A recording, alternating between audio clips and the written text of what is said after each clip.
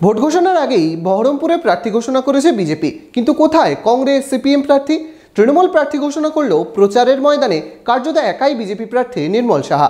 কখনো পায়ে হেঁটে মানুষের দুয়ারে, তো কখনো বাইকে করে করছেন শহর পরিক্রমা। মনোবীক্ষণ পলিক্লিনিক, চিকিৎসার জগতে এক দশক। এখন এখানে সব বিষয়ে ডাক্তারবাবু একসাথে তলায়। ফোন করুন 7477799515 এই নম্বরে। 2রা মার্চ বিজেপির প্রার্থী ঘোষণার পরদিন থেকেই প্রচার শুরু করে দিয়েছেন বিজেপির বহরমপুর এবং মুর্শিদাবাদ লোকসভার প্রার্থী ডক্টর নির্মল সাহা এবং গৌরীশঙ্কর ঘোষ। দুই প্রার্থী কোমর বেঁধে নেমে পড়েছেন প্রচারে। সোমবার শহরের বিভিন্ন জায়গায় বাইকে করে দলীয় কর্মীদের সাথে প্রচার করলেন ডক্টর নির্মল সাহা। সোমবার বহরমপুরের কুঞ্জঘাটা থেকে বাইকে করে শুরু করেন পরিক্রমা। তারপর বহরমপুর দলীয় কার্যালয় হয়ে বহরমপুরের মোহনমলের মোড়ে শেষ হয় প্রচার। আমরা বহরমপুরের বিভিন্ন জায়গায় পথসভা করেছি, 6টা জায়গায় পথসভা করছি এবং সেখানে আমরা বলতে চাইছি, বোঝাতে চাইছি যে কেন নরেন্দ্র মোদীর প্রয়োজন রয়েছে।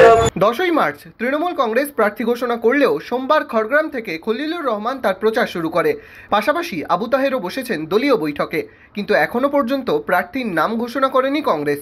তবে 16 জন প্রার্থীর নাম ঘোষণা করেছে সিপিআইএম। তার মধ্যে যদিও নেই জঙ্গিপুর, মুর্শিদাবাদ এবং বহরমপুর লোকসভা কেন্দ্রের প্রার্থীর নাম। কবে ঘোষণা হবে সেই প্রার্থী তালিকা, সেই নিয়ে তৈরি হচ্ছে নানান জল্পনা। তার আগেই প্রচারের সিলেবাস কমপ্লিট করতে মাঠে কোমর বেঁধে নেমে পড়েছেন বিজেপি প্রার্থী থেকে তৃণমূল কংগ্রেসের প্রার্থীরা। Bureau report, Madhyabanga news.